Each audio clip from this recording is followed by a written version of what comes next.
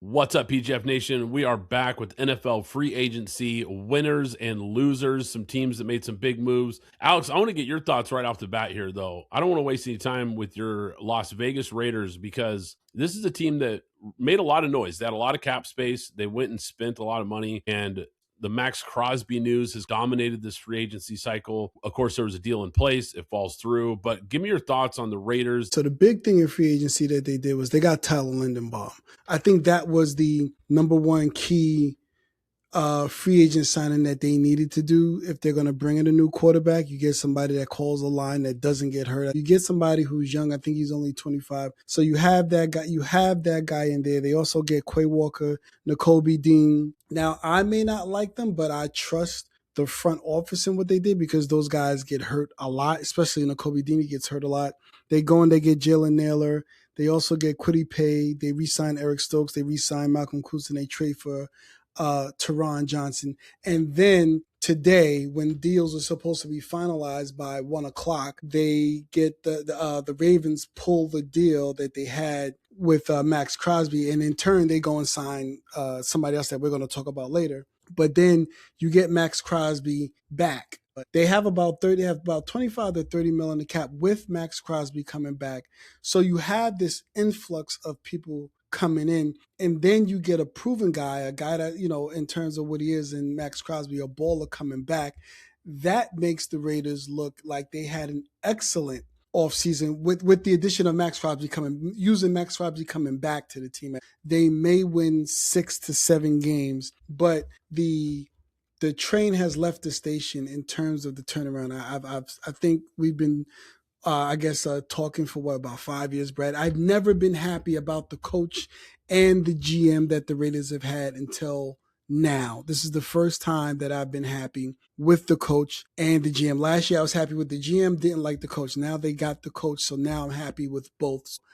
I'm okay with what the Raiders did. And plus, with the fact that they had to leave I think it was 90% that NFL teams have to spend their cap every 5 years. So they're at the point where they had to spend the 90 mil. So yes, they overpaid, but they had to reach the 90% cap spent within this 5 years. So they had to overspend to get some people. Tyler Linderbaum's a great player. It's a great addition. You've got your young quarterback coming in with Fernando Mendoza with the first pick, getting him a proven center who's still in his prime and a guy who's probably a top 2, top 3 center in the league.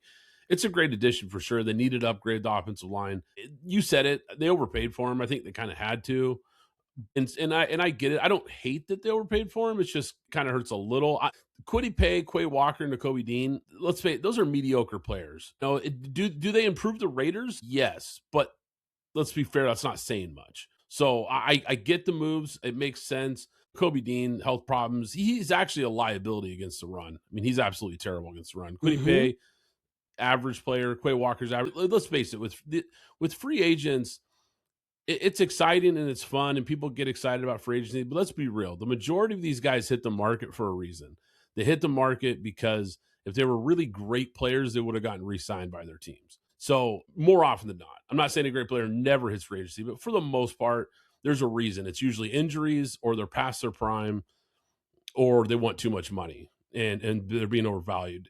But with the Raiders, it feels like at least they're putting together some pieces here to make this team a more respectable roster and a team that should at least be more competitive this year on papers. Now, I want to shift here to the Ravens because you mentioned Tyler Linderbaum. I do think that's a big loss for them in free agency. Yep. I think Isaiah Likely is a guy that doesn't move the needle, quote unquote, for a lot of people, but I think he's a really underrated free agency move because he's a really good up and coming player. And you're bringing back Mark Andrews. He's a good player, but he's getting a little long in the tooth. I thought Likely was the guy that they should have built around going forward instead of signing Mark Andrews to big money. So losing a guy like Likely, I think hurts. A nice pickup by the Giants. I think he really adds, because let's face it, he's really a power slot more than a true tight end, but the Giants need pass catchers. They need playmakers on offense. You bring in a guy who's a proven guy who should upgrade that offense from day one. So I also think losing Charlie Kohler is an underrated hit. So I don't love what the Ravens have done. Now, you teased it with Trey Hendrickson. They quickly pivot off of the Max Crosby move, which I'm sure it shocked all of us. My first initial thought, Alex, is when they made the move initially, Yeah. it didn't feel like Raven like, right? 2 first Hmm. round picks. Now, I'm not saying Max Crosby's not a great player. He is absolutely a great player, but that feels like a move that you'd expect, I don't know, From the the Cowboys, yeah. Cowboys or the Dolphins or somebody to make that move. You don't expect the Ravens, Eric DeCosta, and a guy who really believes in building through the draft. He knows how valuable those picks are, especially considering one of those picks was the 14th pick in this draft. Hmm. Trying to remember what was the last time they had the 14th pick. I think they took, oh yeah, Kyle Hamilton, who looks like a Hall of Yeah. Famer in the making right now. So that's a valuable piece. I think, let's face it, they said it was injury, or not injury, but the medical, right? The medical was the Yeah. hang up. Yeah, BS. We know what really happened here. Eric Costa put his head on his pillow and said, "What am I doing? I can't give up 2 first round picks for an aging pass rusher, as great as he is, when we can just go sign Trey Hendrickson and keep our first round picks." So Hmm. I think it was buyer's remorse. I think they just had to pivot. Does it end up being a blessing in disguise for the Raiders? Maybe. Maybe they find a way, Perhaps. because now Max Crosby comes back to a better looking Raiders team than he was about to leave. Maybe that is enough incentive for him to say, okay, I can stick around for this rebuild. Maybe he wants to play it out there. So that's an interesting story developing for sure. Now, I mentioned the Miami Dolphins. Look, I've got the Dolphins on the list of winners for free agency. And the main reason why, of course, is I like the signing of Malik Willis. And I like the signing because it's an incredibly cap friendly deal. You're not investing a huge amount of money on a guy who, let's face it, he is unproven, but I like what I saw from him in spot duty in Green Bay. I like the improvement that I've seen from him the last couple of years when we've seen him come in. And I have to take a victory lap on this, Alex. I got to go back here. For you guys that have been watching the show or listening to the show for a long time, if you remember when Malik Willis came out of the draft, I had a late first round grade on him coming out of the draft. And the reason it was a late first is because he was a player that I saw clearly had talent but needed to develop. I thought he was the best quarterback, granted, in a weak quarterback class, but I thought he was clearly the best quarterback in that class. And if you remember, I had a third round grade on Kenny Pickett, who did go in the first round. So Pickett goes in the first round, Willis goes in the third. It's kind of funny. I had them exactly flip flopped. And now we fast forward a couple years later, and it absolutely looks like I was right, Alex. Malik Willis looks like a guy who should have been a late first, a developmental guy. Yeah. And Kenny Pickett is exactly who I said he was, a backup quarterback. Yeah. And I mean, I like Malik Willis. I think, he perhaps is going to show. I mean, the best quarterback in that draft was actually Brock Purdy at this point. Oh, But that's I true. I mean, forgot about yeah, he was Brock Purdy in I that had to draft. go Yeah. back and look to me. I thought it Yeah. was him, but I had to go back and look and make sure. But I mean, Yeah. Good catch. he doesn't. I have to wait on Malik Willis. He looked nice in the 4 or 5 starts that he had with Green Bay, but he's not going to Green Bay, right? So they only have Jalen Waddle right now as basically the only receiver in that in that on that team right now. So we have to wait to see what else Miami does between the rest of free agency and the draft before we can really see if Malik Willis. Because one thing we can always say about the Packers, whether you like them or not, they draft well and they draft offensive linemen well. They draft a lot of their players. They develop. They take a year, basically a year to 2 to develop, and then they're there. And they only let players go. They don't really bring in free agents outside of what we just saw Michael Parsons and Xavier McKinney within the last year. But they don't bring in big time free agents. They build from within the team. So I'll have to wait to see if what Malik Willis was in Green Bay is what we end up seeing in a year or 2.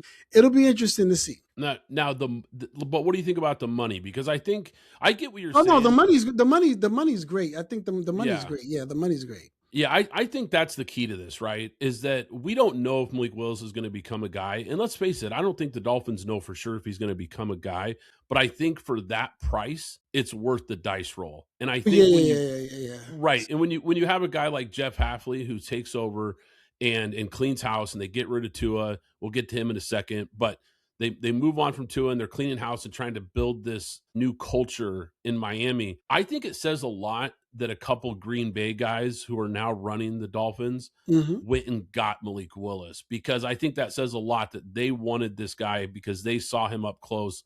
Jeff Hafley, a defensive coach, but where does the backup quarterback, what does he do in practice? He usually is the scout team quarterback. So Jeff Hafley saw this guy in practice a lot more snaps than we've ever seen in games. So he knows this guy and clearly believes in this guy enough to bring him in to be his quarterback. So that's an interesting signing. I've got another quick loser here I got to get to, Alex. I don't love what the New Orleans Saints did. Really? And I know, okay. Yeah, there's a lot of people that are excited about Travis Etienne. Look, Travis Etienne is a mediocre running back who's really overrated. Is he a good player? Yeah, he's a good player, but I think he's a bigger name than he is a player. And here's the other thing. I'm not really sure what team's seeing Noah Fant. I mean, this guy has just turned into a bounce around the league guy. And I liked Noah Fant coming out of the draft. I'll take the L on that one. He never developed into the player that I think a lot of people thought he would. And I think GMs still think maybe he will. I don't see it. Look, he's just bouncing around the league now. I don't think that moves the needle for me at all. I'll say this about the Saints, because they're right now in this rebuild mode, I guess you can say. So Travis Etienne, they did sign him, but he also went home because he's from New Orleans. So that's another boost. The thing that the signing that nobody's really talking about is David Edwards. So now they have a very good offensive line.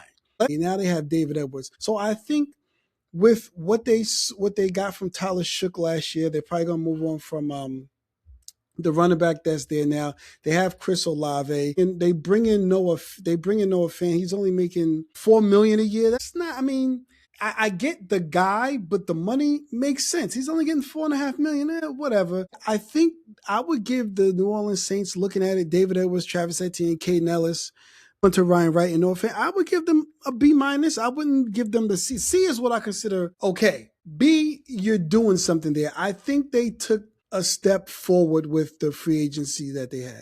Here's what I was going to get to with them, kind of tying them and the Chiefs together here for this reason. Both those teams went and got veteran running backs. What does that tell you? Well, they were both picking at 8 and 9 in the first round. It tells me that they've got the same intel that I was predicting on our last episode when I said Jeremiah Love's not getting past 5. And those were two teams that everyone was circling to watch for, that both could really use a dynamic running back. And this draft has a lot of talent, but not a lot of depth at running back. So I get it from that standpoint, because when you're looking at the draft landscape, not a ton of guys who move the needle once you get past Jeremiah Love. You got RB1 and then just kind of a lot of guys that are going to be more mid-round guys. Let me ask you real quick, who you have taking Love? You have Arizona, Tennessee, or the Giants? Well, not the Giants, because you say the Giants will take him if he's there. So, do you have Arizona, Tennessee perhaps taking him? I think it's possible. I really do. I think Tennessee is an interesting spot because they've got a lot of holes to fill. And so it could be one of those things where, look, let's just take the best player on the board and give our young quarterback a weapon. Give him a running game to help him out, help his development. Tennessee wouldn't shock me. The Giants would not shock me. We know Harbaugh loves to run the ball, and he has a young quarterback as well that he's going to want to add pieces around. And I think a strong running game is a big part of that. Plus, like we mentioned on an earlier episode, Gadabo coming off to injury, so you've kind of got some question marks in that running back room already. So I don't think he falls past 5 regardless. Arizona's a wild card. Another team with a lot of holes. You don't really know what direction they're going to go. Now, I want to get to that team that I mentioned, the Kansas City Chiefs, here, because they are at the top of my loser list by far. Lost 3 cornerbacks, including an all-pro absolute stud in his prime corner in Trent McDuffie. They lose a safety, and then they go pay big money for a running back in Kenneth Walker. And look, I like Kenneth Walker. He's a good player. He's not the missing piece for this team, though. I'm sorry, and he's not even a good fit for this offense.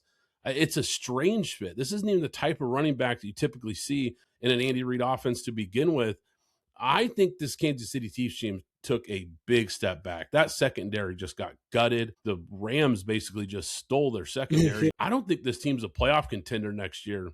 Yeah, I really don't. They're not. And I think it could be this, that they're looking at what they have this upcoming year, and Patrick Mahomes is going to be out the first 2 to 4 games. So they're like, you know what? Let's let him get his money. Let's set up everything. Let's draft our players. Let them get a year warming up. Patrick will be back for the last 13 games, and then we'll see what we do there. Kelsey's only going to play one more year. Then he's going to retire. We'll all be set up for next year for everybody to come back.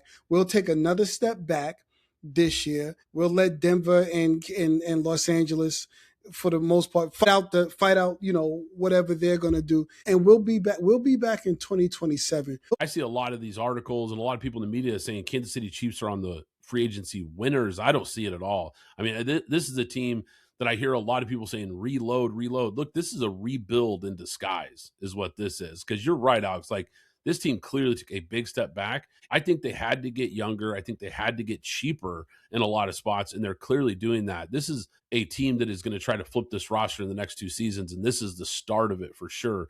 But look, like I said, Kenneth Walker is a good player, but you're buying this guy at the top of his stock market value right now, coming off a Super Bowl run, Super Bowl MVP, when in reality, he's been a good, not great player in Seattle, and a guy who's had some injury problems as well. And once again, like I said, he's not really a great fit for that offense anyway. It's a strange offseason for the Kansas City Chiefs for sure. I think they're taking one step back to take 2 steps forward is eventually what they're going to end up doing. Look, I want to talk about another team real quick here, Alex. The Buffalo Bills. They made some noise getting DJ Moore. Good player, and I get it from the standpoint of you really needed to add some juice in the wide receiver room. So I understand it from that standpoint. But look, the defense was terrible. They gave up 33 points to the Broncos in the playoffs, and the front office basically did nothing. I mean, they traded a second-round pick for DJ Moore and basically just said, meh. They also ended up getting, I guess, however you want to look at it, they got Bradley Chubb, who is injury prone. I mean, I don't think he was a good player before he got hurt, but now he's hurt, and he's a part-time player at the end of the day. He's a part-time player. Yeah. I don't even get the least bit excited for Bradley Chubb. He's just a name at this point because I said it when the Dolphins signed him. I was like, this is a terrible move for the Dolphins. This is a guy who can't stay healthy and has never been back to the player that we saw early in his career. And so that doesn't move the needle for me at all. I'm curious, what are your thoughts about the NFC East? And I'm kind of grouping these teams together really quick because Cowboys pick up Rashan Gary for a 4th-round pick. Mm-hmm. That's a solid move. 4th-round pick, you're not giving up too much draft capital. I think that's a solid move. Not a difference maker, not a guy who's a big impact player, but he does improve what was a terrible defensive roster, and you're only giving up a 4th. I don't hate that. What I was going to say is I really don't love what the Eagles have done. Wow, they have lost a lot of defensive contributors. I think it's safe to say this team takes a big step back. And then I'll round it out here with the Commanders. They added Odafe, nice player. He had a really strong second half of the season when he got traded to the Chargers in that mentor system. Not an elite full-time player. He's kind of a wild card. Is he going to be the guy we saw in LA, or is he going to be the guy we saw in Baltimore who just flashed? So I think he's a little bit system dependent. So, can Dan Quinn get the most out of him? That'll be interesting. And like I mentioned, the Giants, I thought the Giants actually made quietly some nice moves here and might actually have the best free agency offseason so far. So I'll say this in that division, I should say. Right. So I'll start with the Eagles. So I think there's 2 ways you have to look at it. You have to look at the free agency market, and then you have to look at what have the Philadelphia Eagles done the past 4 years. They've drafted well, so they can't really go out and spend money. So we know right now they're more than likely shopping Jalen Carter, but right now he's on the team. So right now they have to sign Jalen Carter. They have to sign Cooper DeJean. They have to sign Quinyon Williams. They just signed Jordan Davis. So they're spending their money because these are not low, and none of these guys are low end players. All of these guys are top 10 or top 5 people that he's going to have to go and sign. So they can't go out and spend the money that you would expect. We know that they got Tariq Woolen for 1 year, $15 million, but they can't go out and spend the money the way that we thought. So I look at Philly in that sense. And again, whether they keep Jalen Carter or not doesn't matter, but they're going to have to figure out some things with their team. One, obviously with A.J. Brown, we don't know what's going on there, but they've got some things to figure out. So, and they may take a step back, or everybody comes back, everybody's healthy. And with Tariq Woolen, they were looking for another DB. Maybe they do take a step forward. So we'll have to see there. The Giants, they've made some decent signings. I don't like the coach. I don't like him. I think it was the Ravens more than it was the coach. I think they matched each other, but I don't think that he is a great decipherer of play calls. They brought in somebody to call the plays on 3rd and 4th down for him because he couldn't do it and he kept messing it up. I don't think he's this great coach that's going to flip the Giants. And then we still have to see what that quarterback is. The Commanders, we'll have to wait and see. Can Jane Daniels stay healthy? They got a guy that's a 3-4 outside linebacker. They run a 4-3, but I know they got the defensive coordinator from Minnesota. So perhaps they're going to go to some type of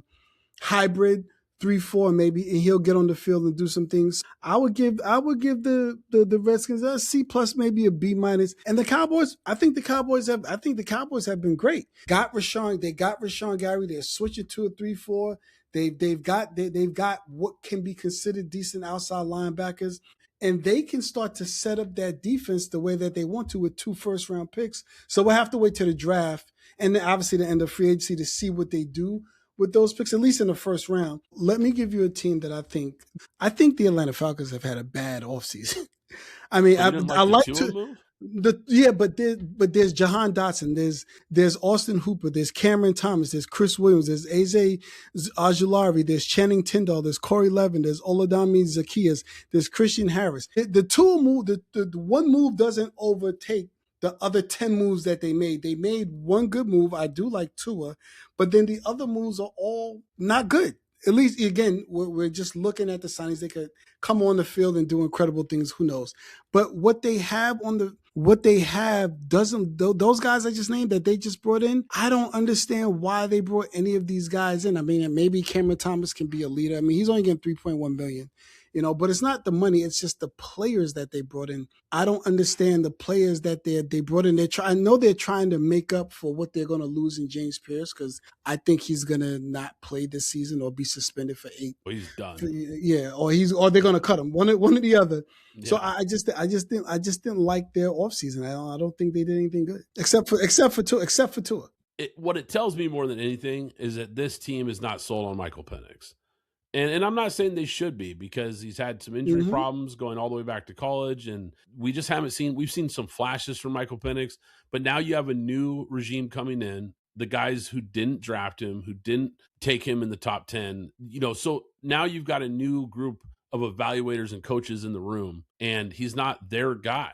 So it's probably going to be a really short leash for Michael Penix this year. This is a huge, huge season for him in Atlanta, because I think he's going to have to beat out Tua in camp to keep that starting job. And if he is able to do that, then he's going to have to prove it, because I don't think he's going to have a very long leash when he is on the field to try to keep Tua off. But regardless, look, I got to take another victory lap, Alex, because you brought up the Tua thing. And I'm taking victory laps here, because I got to go back to something I said way back when these guys got paid. And when I say these guys, I'm talking about Tua and Kyler Murray. I'm taking a big time victory lap, because both these guys got paid like they were elite quarterbacks, and it absolutely blew up in their faces. And I said it from the jump. I said, when coming all the way to the draft, I said Kyler would be a bust. And I said Tua never should have been taken ahead of Justin Herbert, taking victory laps on that. And when you sign a guy, this is when it really kills you, when you overpay these quarterbacks, because when you sign a single player that takes up nearly 20% of your cap, the margin for error elsewhere on your roster vanishes. Yeah. And so you have to know that when you pay a guy big money like that, he better be the guy. Otherwise, this is what happens. Now you've got Tua and Kyler. Both those teams have moved off of them. And once again, this is exactly why I've always pushed back on the quote unquote, you got to pay them market value. Look, that's cap. I'm never buying into this market value nonsense. It's you don't have to pay them that much. Nobody says you had to pay them that much. These dumb franchises ran to pay these guys when they didn't need to, and it blew up in their face. And now they're taking huge cap hits, and it's just a mess. And these teams are in full blown rebuild after taking these guys because it blew up in their face and they paid them so much money. It kind of goes back to what I was saying about Miami getting Tua out of the building and at least getting Malik Willis on a cap friendly deal. Because if that blows up in their face, it's not as catastrophic as paying a guy like Tua, paying a Kyler like they're elite players when they just weren't. Yeah, so I'll say the Kyler thing we totally agree on.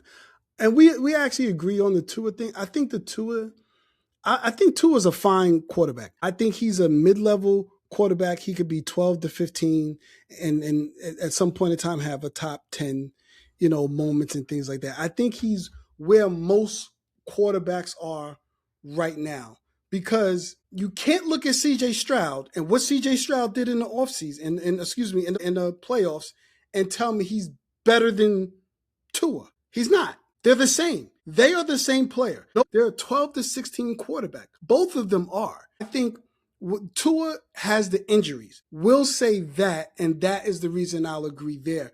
But if he doesn't have the injuries, I don't have a problem paying him. He's 12 to 16 if that's the market. And I understand what you said that you don't agree with the market, but that's what everybody's getting paid, so that's what they're going to get paid. I don't have a problem signing Tua if he didn't have the injuries. The injuries is where I had the problem with. Now with the draft, yeah, he should have gone. I'm sorry, Justin Herbert should have gone before him. So yeah, that's fine.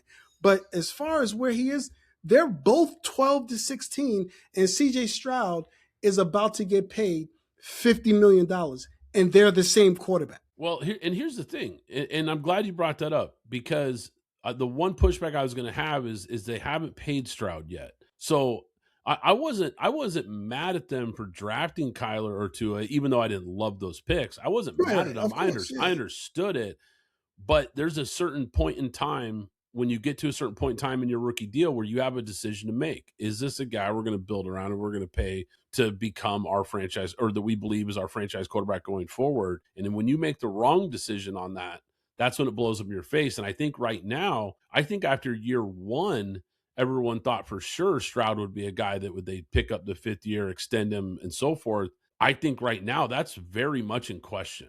I don't think I don't think it's a guarantee. From what we've seen, the regression we've seen the last 2 years from him, to your point, I think warrants the conversation that I'm sure they are having internally right now.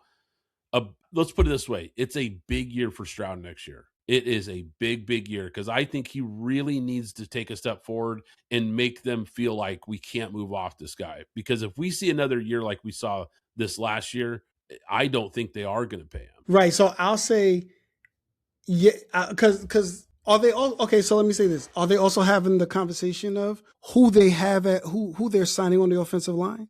Who are they signing? Because they just turned around and traded, even though he was low end, they traded their best offensive lineman, Titus Howard, again. They got rid of Laramie Tunsil. Now they got rid of Titus Howard, and they re-signed Trent Brown. What are you doing? This kid gets better. He gets better when you give him an offensive line. When you start taking it away, I'm not sure what are you looking for. If there's not that many, there's only four elite quarterbacks. And I only say one, but there's only 4 elite quarterbacks. It's Mahomes, it's Burrow, it's Lamar, and it's Josh, and that is it. Everybody else, they operate. Dak Prescott is a level. Everybody's a level below. Everybody's level 2 or level 3. Then there's some people levels 5, 6, and 7 or whatever. But everybody else is level 2 or level 3. Everybody else is level 2 or level 3. So who are you again?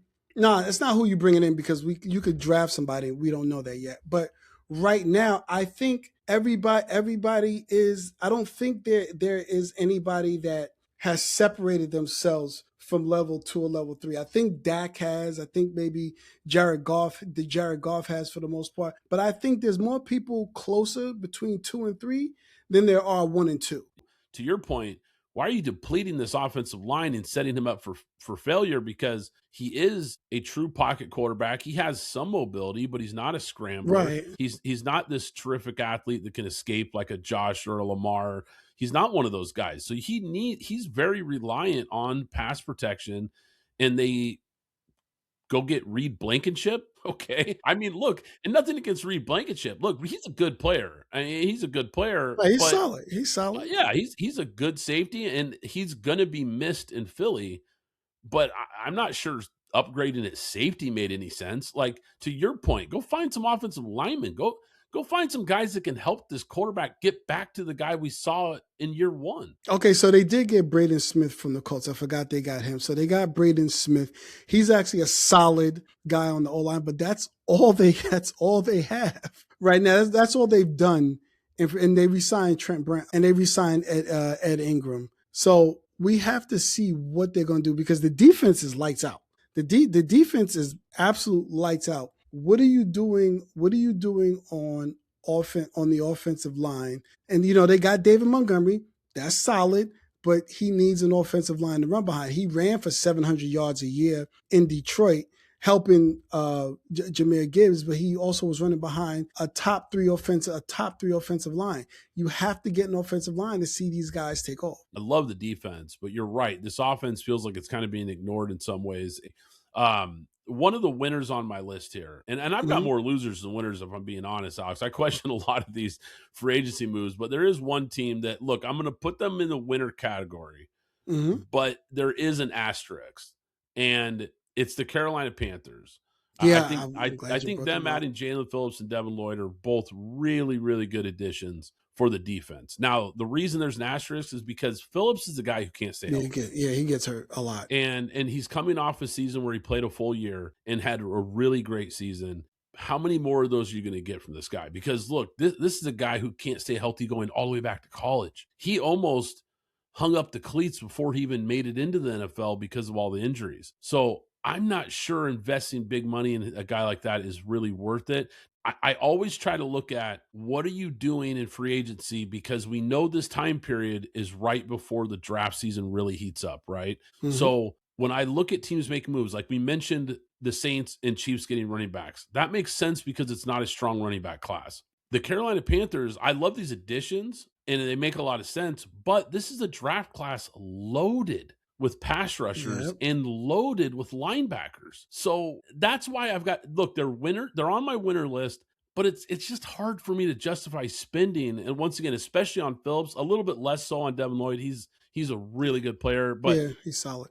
But man, you've got Jalen Phillips. So many guys. Jalen Phillips is getting 4 years, $120 million. I don't know how much is guaranteed. Yeah, I don't know how much the signing bonus is, but Jalen Phillips does not have a career year with double-digit sacks. He has 8.5, and he has 7, and then it goes down from there: 6.5, 1, 5, 3, and 5. That's it. And then he was also hurt, so that's a huge. Right. That's a huge, that's a big overpayment, but perhaps this is a year they're going to have to, at the end of the season, they're going to have to make a big decision on what they're going to do with the quarterback. So maybe they're saying, you know what, let's see if we can make another run at the playoffs. But again, I didn't like the Jalen Phillips signing, but maybe there's a reason we don't have what he's getting guaranteed. Mike Evans going to the San Francisco 49ers. What's your thoughts on that move? I thought so. This is for Mike. This is the Mike Evans perspective. I think Mike Evans said, "You know what? I've done everything that I could do in Tampa Bay. They've loved on me. I won a Super Bowl here. I put up monstrous numbers, except with the exception of last year. I've gotten 1,000 yards every single year of my career. So you know what? Let me go someplace where I can go to an offensive coordinator that knows how to get me open." We know that it ended kind of rocky there because he was caught on the sideline yelling at Todd Bowles. But let me go somewhere where I can get two, maybe 3, but let's say 2 years of throwing me the ball a lot. And let's see what I can do. Let's see what I can do with that, because San Francisco did release Brandon Ayuk, and he's now a free agent as well. I don't know. From the San Francisco perspective, I'm not sure what they're doing here.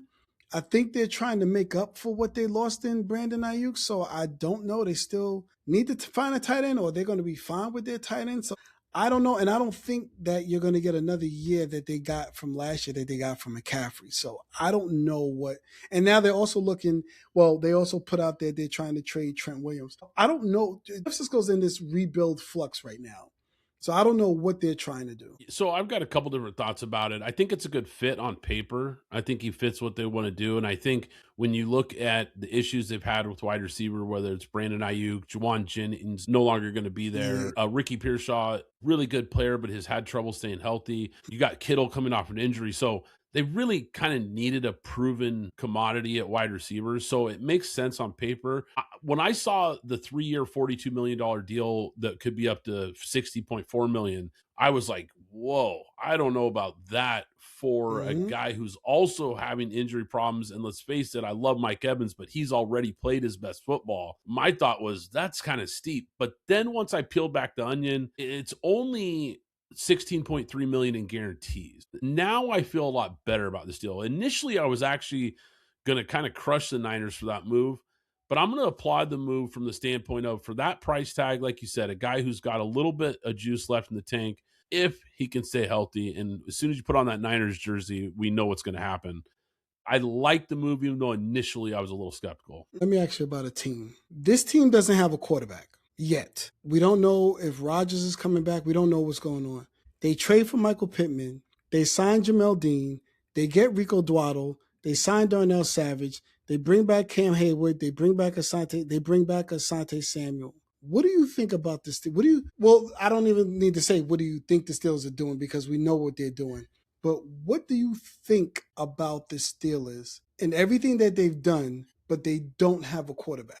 One of two things, similar to last year, where all of us outside the building didn't know what Rodgers was doing until the last minute.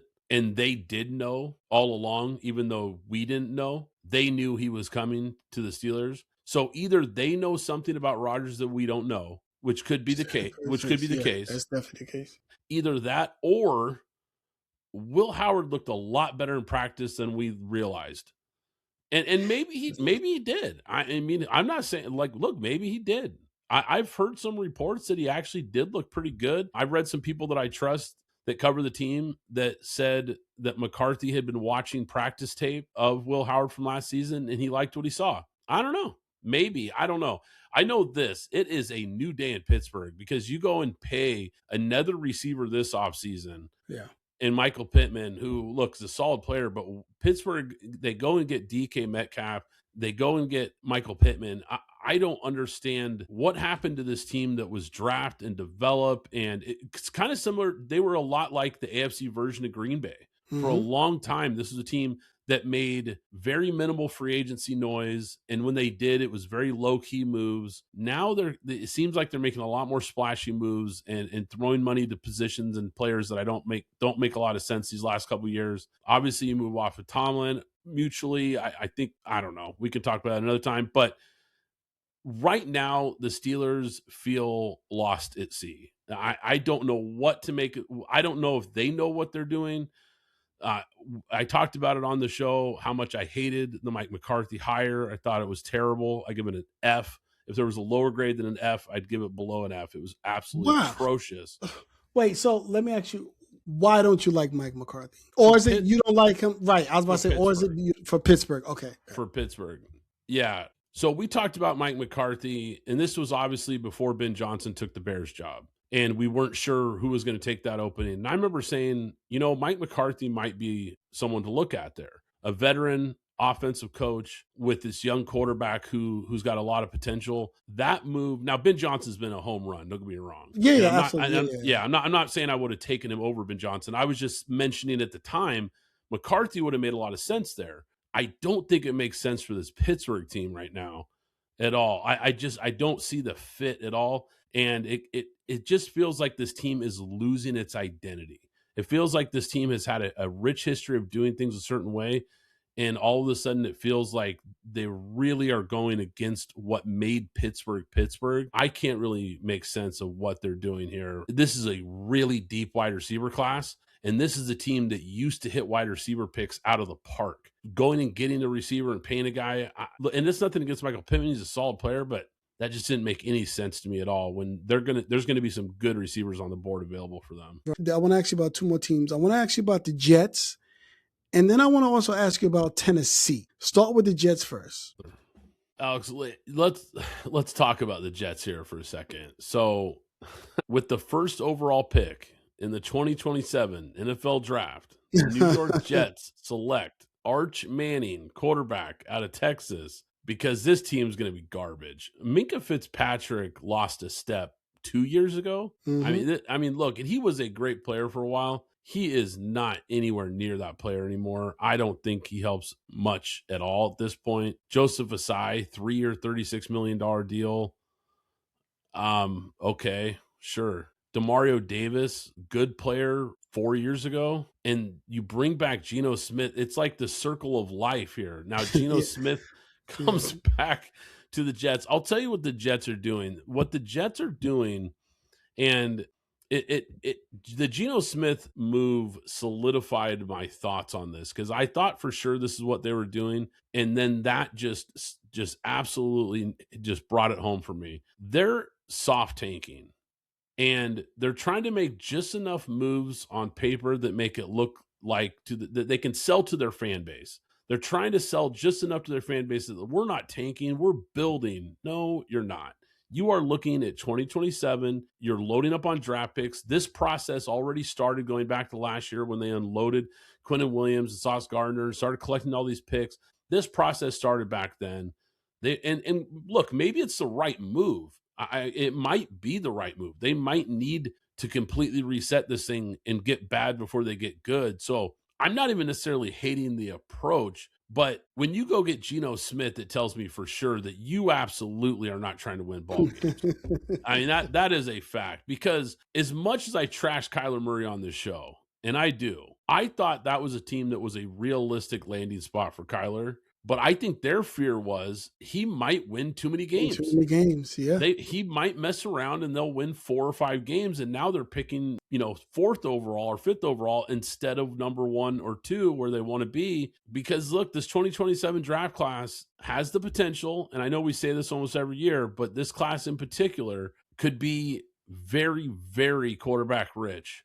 And way beyond just the big name with Arch Manning, there could be legitimately 10 guys who moved the needle in this draft class. It could be that good. Now, some of these guys are going to disappear, just like Cade Klubnik and Drew Aller, just like those guys did. Some of those guys are going to disappear. We know that. And there might be 1 or 2 guys that emerge that we're not seeing here. But on paper, there is a lot of very interesting quarterback prospects in this next 2027 draft. It's also a class that's viewed as being very rich with skill players, edge rushers, wide receivers. It's going to, people are saying that this could be one of those very, very loaded draft classes at a lot of positions, not just quarterback.